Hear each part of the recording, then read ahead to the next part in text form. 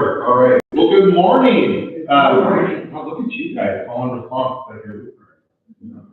By introduction, my name is Bishop Keith Marshall. I am the new bishop here in southwestern Washington, so I've been bishop now about 3 months, so I'm not sure at what point I'll no longer be the new bishop and just the bishop, but certainly not yet. Again, it's a joy to be here with you all. One of my goals over the next couple of years is to preach in all 83 of our worshiping communities, all of our churches here in southwestern Washington. And my goal is to do that by the end of 2027. You might think, like, come on, buddy, get your act together. That's a long time out. But if you do the math, and I get a Sunday off here and there, it's still an ambitious goal. So this weekend was great. I got 2 birds with 1 stone, right? So this is now the 13th church I preached in on a Sunday morning, so I only have 70 more to go. A bit about myself. I was born and raised here in the southwestern corner of our city. I was born in the northeastern corner of our city, all the way up in Enumclaw. And we still live up that way. We live just across the bridge in Buckley. And people are like, oh, it's so far for you to come to places. And I'm like, oh no. I am not the Bishop of Montana, nor am I the Bishop of Alaska. No, this is not at all far for me to come to be with you all today. My wife Alicia and I, we have been married for almost 19 years now. She runs a nonprofit in our community called Plateau Outreach Ministries. Enumclaw is a plateau, and so that whole region up there is called the Plateau. And what they do social services. They do food bank, they do rental assistance, utility assistance. So I joke, she does the important work. I tell people to feed people, and she's the one who's actually feeding people in her work. We then have 2 boys, Jeremiah, who is 17 years old. He is very active in the choir and loves singing and has just a beautiful, beautiful voice. And then our assistant here this morning, Zachariah, he is 10. And he likes to hang out with Dad still. So I'll take hold of that for a couple more years. No, I'm not so cool to hang out with anymore. When we were wrapping up at the church that I was serving at before I was elected as bishop, he said, Daddy, I'm really sad that we're leaving Hope. I said, well, why are you sad? He said, well, because 1, I'm going to miss all my friends. I said, yeah, I understand that. I'm going to miss the people we've grown to love, and they love us. And he said, and there's one other thing. I said, what's that? He said, I'm never going to have coffee hour again. So he had his priorities straight.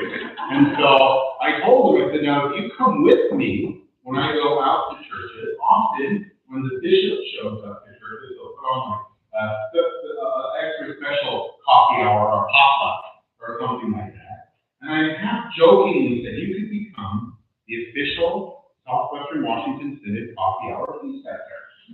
He took half a second and said, do I get a t-shirt? And so the shirt, I think, is in the bottom of a laundry hamper somewhere. So he's not wearing it today. He is here with me, and it's been a joy having him come with me. He's probably come out maybe a quarter, half the churches I preached at. Sometimes when it's, if he can come and stay the night with me, he will. But if it's a long drive in the morning, he'll usually stay home at that point.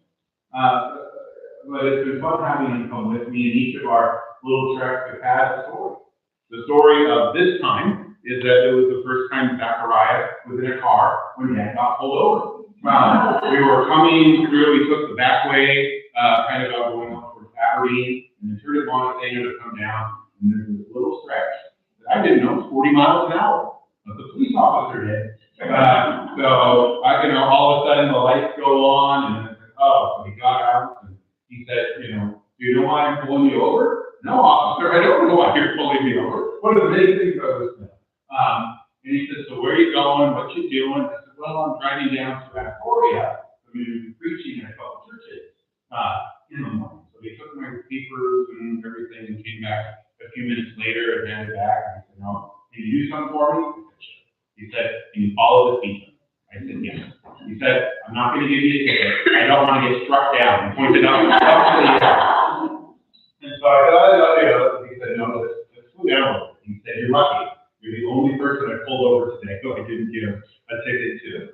So I was like, phew, I'm off the hook. And then Zachariah, who started to drive, said, can I tell mom the story, so I'm still, yeah. But that is the story of our trip. And much of our lives are rooted in story. And today, this service is a beautiful way of telling the story of the church here. To be honest, in many ways, I've not looked forward to preaching on Christ the King Sunday. It's one of those where there's a lot of repetition in it. There's nothing kind of new or creative to say in it. But I also think it was because it was the last Sunday before a busy Advent season that I could take off. And if I hadn't taken it off, then it would be just all work up until.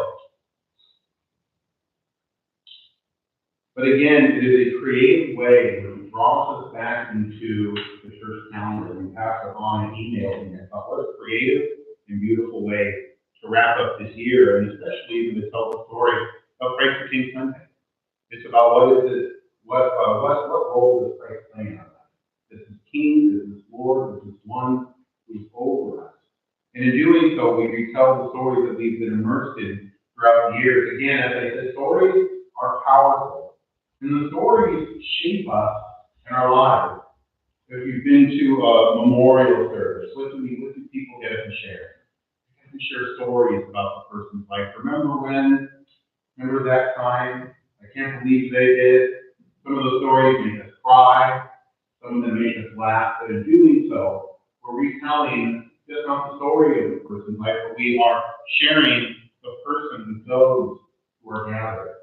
Our lives are shared in stories. When I gather with old friends from college, we begin to start, what have you been up to? But then eventually we evolve, or we go into all those old stories of when we were 20 or 21. It's quite surprising. I walked in this morning, and one of my old college friends was here. Aaron, we started at LBI at the very same time. It was like, hey, Keith, it took me that second to realize we tell those stories of our time together.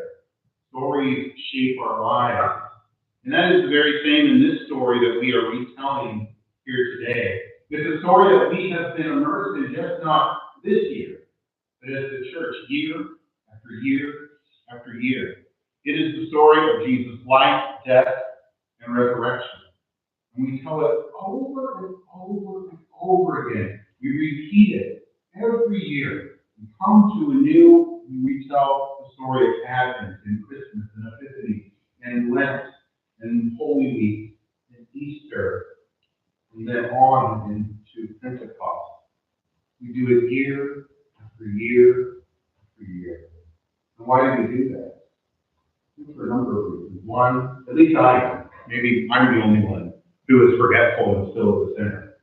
That I need to be reminded that I am in need of a Savior. That when my ego gets this big, I need to be reminded that it's not about me, that it's about a God who came and loves us and adores us so deeply.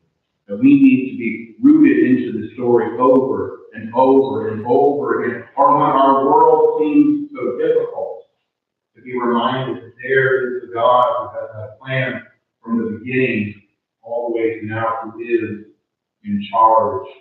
We need to be reminded of that. And it's not that God has acted once, but that God is continuing to act. That God is still present. The second reason that I think why it's so important that we immerse ourselves in this story year in, year out, is that there's a beauty and comfort in the familiarity of both the liturgy and the church calendar.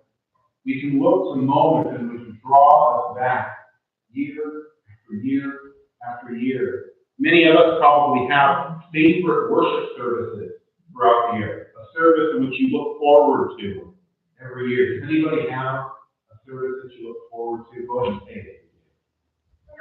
Oh, Reformation? All right, yeah. Candlelight.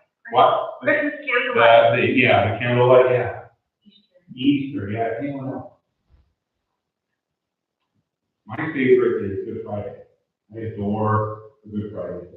There was a woman at Hope who she had never come to the Lutheran church before, and by invitation from a friend, that was her first service she ever came to in our church. And afterwards, she said, "What's wrong with you people?" I said, "Come back on Easter. Come back on." She's now been a member at Hope for many years now. But for us, there's this beauty in the ritual and the reminder of the story for year after year after year. On All Saints Sunday, in which we hear the bells rung for those in whom we love, or the saints of all time. For me, one of my favorite moments and rituals was that Christmas Eve, that I hope we would do 3 services. And I would do an 11 o'clock that would then end at midnight. And so after the first 2, I would then go home and do all the Christmas stuff with family, get all of that ready, and then I'd go back to church early. I would turn the Christmas tree on, and we had white lights along the garden on the sides of the sanctuary, and then turn the rest of the lights off, and I would just sit in the front field and have this little moment of Christmas Eve peace and bliss and a reminder of what this season is all about. That was a ritual that, because of our calendar, God provided for me. It's a moment as a bishop that will certainly miss. Third, this is the story that shaped our life.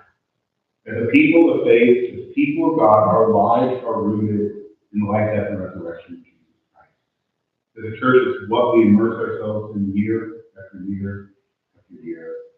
But it's just not a story of something that God has done. It's a story that we are now invited to be a part of. God invites us into this story of salvation. So as we come to an end of another year of telling the story, I invite you to hold on to this truth. We walk through the seasons of the church year again, not because we just love the routine, or we don't have any other better ideas, but it's because it's a story that holds us. It is the rhythm in which God keeps meeting us through Advent longing, Christmas joy, Lenten honesty, Easter hope, and the Spirit-filled days that follow. God keeps drawing us back to the life, death, and resurrection of Jesus Christ. This story shapes the pattern of our days, our faith, and our life together. And as we look back over the story we traveled this past year, maybe look back at our own story too, and remember the moments when God carried you, spoke grace to you, surprised you with hope. Remember the promise spoken over you in your baptism, when you were named as God's own and marked with the cross of Christ forever. So that promise isn't seasonal. It doesn't rise and fall with the calendar. It is steady truth of who we are and whose we are. So as we step into a new year, of telling and hearing the story again, may it root you in God's faithfulness. May it claim you again as God's beloved.